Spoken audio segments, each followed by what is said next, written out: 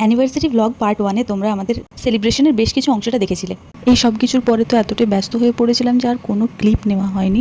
আমরা খাওয়া দাওয়ার পর তারপর বেরিয়ে পড়েছিলাম রাস্তাতে একটু পাগলামি করার জন্য। তখন রাত প্রায় হবে হয়তো 2-2:30, কিন্তু তাও আমরা কোনো ভয় পাইনি, কারণ আমাদেরকে প্রোটেক্ট করার জন্য এই যে মা মেয়ে দাঁড়িয়েছিল ওইখানেই। বৃষ্টিটার উপর সেদিন খুব রাগ হচ্ছিল।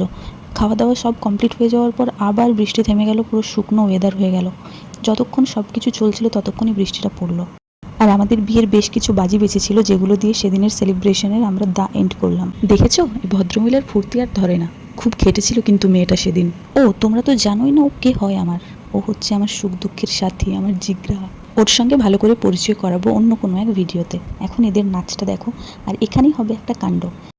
দেখো, ভিডিওটা দেখলেই বুঝতে পারবে কি হয়েছিল সেদিন। ওদের মধ্যে তো তখন আলাদাই একটা ভাইব চলছে, কে কাকে দেখবে। সবাই তো তখন নাচতেই ব্যস্ত। আর এই যে দেখো, পাপাইয়ের পকেট থেকে টাকাটা পড়লো, কিন্তু তখনও জানে না ও তখন নাচছে। আর টাকাটা আমরা কেউই নোটিস করিনি। এবার কিছুক্ষণ পর ও যখন টাকাটা আবার দেখছে, এই যে টাকাটা কুড়িয়েছে, ও বলছে যে 500 টাকা পড়ে আছে, 500 টাকা পেয়েছি। আমরা তো পুরো খুশি। তারপর যখন ও পার্সটা খুললো, ও বুঝতে পারলো ওরই টাকাটা পড়ে গেছিলো নিচে।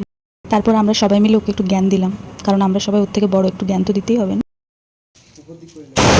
Happy anniversary, happy anniversary. তারপর আমরা এখানে ফালতুই নাচ করছিলাম, আর জিৎ পিছন থেকে দেখাচ্ছিল যে পাশের বাড়ির কেউ আমাদের উপদ্রবে বিরক্ত হয়ে জানলাটা বন্ধ করে দিল। কেমন কাটলো তোমার অ্যানিভার্সারি? বিউটিফুল। কেমন কাটলো তোমার দিদি জামাইবাবুর অ্যানিভার্সারি? খুব সুন্দর। ওদিক করো ক্যামেরা। কেমন কাটলো তোমার দিদি জামাইবাবুর অ্যানিভার্সারি? লাইক করো।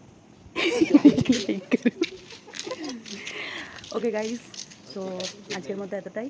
Good night, tata. দেখা হবে আবার কোনো নতুন ভিডিওতে। ইয়ে, বাই বাই।